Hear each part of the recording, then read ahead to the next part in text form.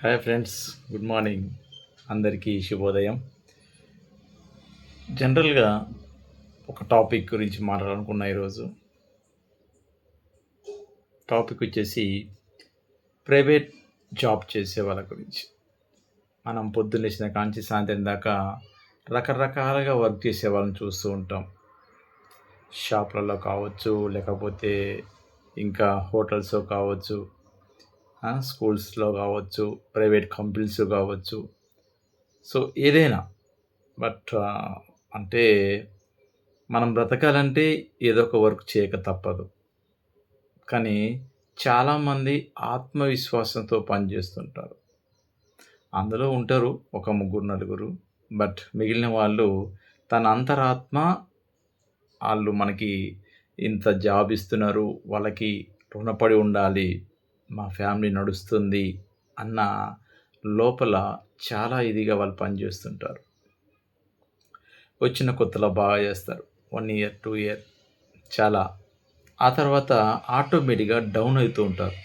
చాలామంది గమనిస్తున్నారో లేదో, వాళ్ళు షాపులో పనిచేసే కీపర్స్ గానీ, లేకపోతే ఎంప్లాయీస్ గానీ, ఎందుకు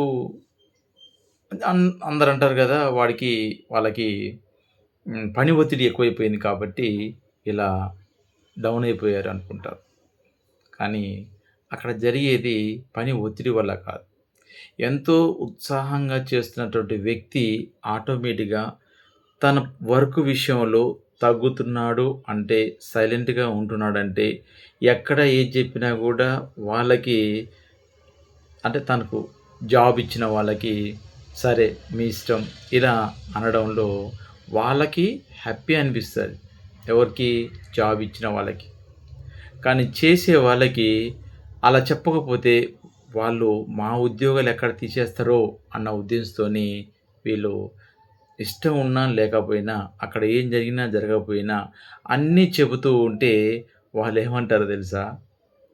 వీళ్ళకి ఏం పని లేక వాళ్ళ మీద, వీళ్ళ మీద సాడీలు చెప్తున్నారు అని ఒక రకమైన భావం వచ్చేసి వాళ్ళనలా సైడ్‌కి పెట్టేస్తారు. ఎప్పుడైతే సైడ్ పెట్టేసారో, నేను చెప్పిన మాట వినట్లేరు అని వాళ్ళనుకుంటారో, నెక్స్ట్ డే నుంచే, ఆ నెక్స్ట్ క్షణం నుంచే వాళ్ళు ఒక నిర్ణయానికొస్తారు. సో, ఇక్కడ నేను వర్కర్‌ని తప్ప వేరే ఆలోచన ఉండకూడదు. మనది అన్న భావన నాలో ఉండకూడదు. ఒకవేళ ఉంటే నాకక్కడ వాల్యూ ఇస్తే నేనింకా దాని కోసం నా శాయశక్తులా, నా శ్రమని ధారపోసైనా నిజాయితీగా దాన్ని వేరే వాళ్ళు చెడుగా చేసే పనులన్నీ కూడా అది తప్పు అని చెప్పడానికి, ప్లస్ వాళ్ళకి పోయి చెప్పడానికి నాకు అవకాశం దొరుకుద్ది. సో, అలాంటి అవకాశం వాళ్ళు మనకిస్తలేరు. కాబట్టి మనం గమ్మున ఉండడం చాలా ఉత్తమమైన పని. కొన్ని సందర్భాల్లో వాటి కోసం పోట్లాడినా, లేకపోతే వాటి కోసం మనం ఫైట్ చేసినా ఫలితం ఏమీ రాదు. అలాంటప్పుడు సైలెంట్‌గా మందిలో గాకుండా పర్సనల్‌గా పోయి కలవడం మీ జాబ్‌కి చాలా ముఖ్యం. ఎందుకంటే ఒక దగ్గర జేస్తూ ఇంకో దగ్గరికి పోయి వెతుక్కోవాలంటే, ప్రతి సంవత్సరం వెతుక్కోవాలంటే చాలా కష్టమైన పని.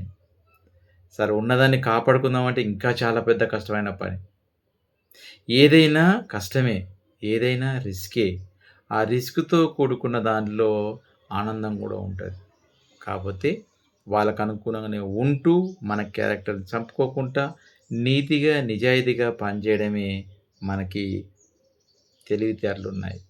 ఆ తెలివితేటలని ఎప్పుడు ఏ సందర్భంలో వాడాలనో, ఆ సందర్భంలో వాడితేనే మీరు గెటినయితారు. లేకపోతే కాలేరు. కాబట్టి డియర్ ఫ్రెండ్స్, ఎవరైనా సరే ఇది ఎస్పెషల్‌గా కొత్తగా జాబ్ చేసే వాళ్ళకి, తర్వాత బాగా ఎక్స్‌పీరియన్స్ ఉన్న వ్యక్తులకు ఇది చాలా వర్తిస్తది. కాబట్టి కొత్తగా జాయిన్ అయిన వాళ్ళు అక్కడ ఉన్నటువంటి ఆల్రెడీ ఎవరైతే ఎక్స్‌పీరియన్స్ పర్సన్స్ ఉంటారో వాళ్ళని కంపల్సరీగా అప్రోచ్ కాండి. కొన్ని వింటూ ఉండండి. వాళ్ళకి వ్యతిరేకంగా చెప్పకండి. వాళ్ళు ఆళ్ళు అక్కడ మెయిన్ అవునో కాదో మనకు తెలియదు. బట్ అట్లని జెప్పేసి ప్రతి వ్యక్తికి ఒక వాల్యూ మనం ఇస్తూనే ఉండాలి. మనం వాళ్ళని గౌరవిస్తూ ఉంటే మనకు అందించాల్సిన అంశాలన్నీ గూడా అందిస్తుంటారు. కాబట్టి నేను చెప్పొచ్చిన విషయం అంటే ప్రతి మనిషికి నీతో పనిచేసే ప్రతి ఒక్కరికి నువ్వు విలువ ఇస్తూ వాళ్ళని వాళ్ళ ద్వారా ఇంకా కొన్ని పనులను తెలుసుకోవడానికి ప్రయత్నం చేయి. అప్పుడే నువ్వు గొప్పడివైతాయి. జై హింద్. భారత్ మాతాకి జై.